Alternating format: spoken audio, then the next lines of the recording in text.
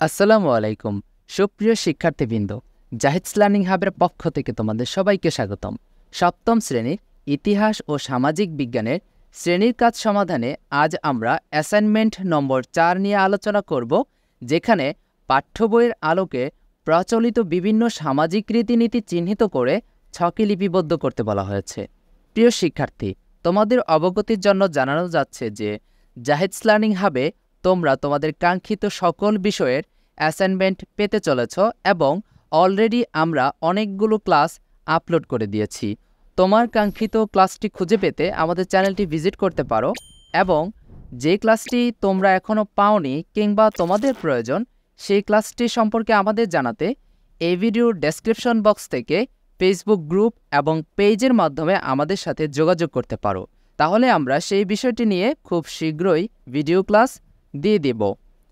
আমরা এই ক্লাসটি কন্টিনিউ করতে চাই। কাজের নির্দেশনা: শিক্ষার্থীরা প্রথমে সামাজিক মূল্যবোধ ও রীতিনীতি অংশটি ভালোভাবে পড়বে।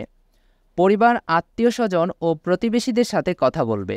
নিচের ছক ব্যবহার করে তারা কোন কোন সামাজিক নিয়ম মেনে চললে তার একটি তালিকা তৈরি করবে। এসব নিয়মকানুন তারা কোথা থেকে জানতে পেরেছে, নিয়ম না মানলে কি হতে পারে, এসব প্রশ্ন উত্তর জেনে নেবে এবং ছকে লিখবে। তাহলে আমরা নমুনা সমাধানটি এক নজরে দেখে নিই।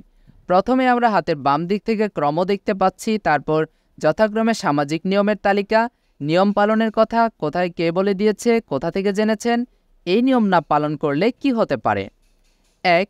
বড়দের শ্রদ্ধা, বাবা মা, বয়স্ক আত্মীয় স্বজন সবাই অপছন্দ করবে ও অভদ্র ভাববে। ছোটদের স্নেহ করা, বাবা মা, বয়স্ক আত্মীয় স্বজন সবাই অপছন্দ করবে ও অভদ্র বলবে। অতিথিদের আপ্যায়ন করা, পরিবার, সমাজ, বয়স্ক আত্মীয় স্বজন পারিবারিক ও ব্যক্তিগত সম্মান ক্ষুণ্ণ হবে।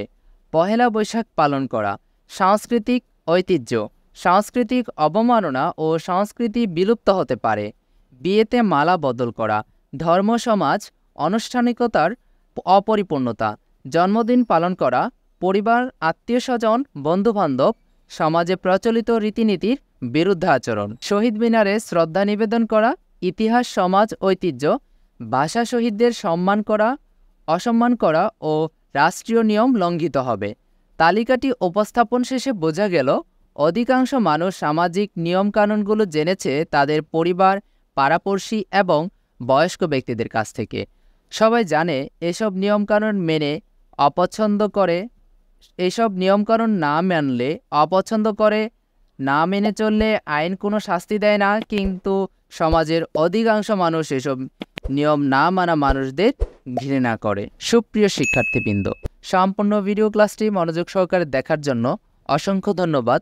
পরবর্তী সেশনে খুব শীঘ্রই দেখা হবে।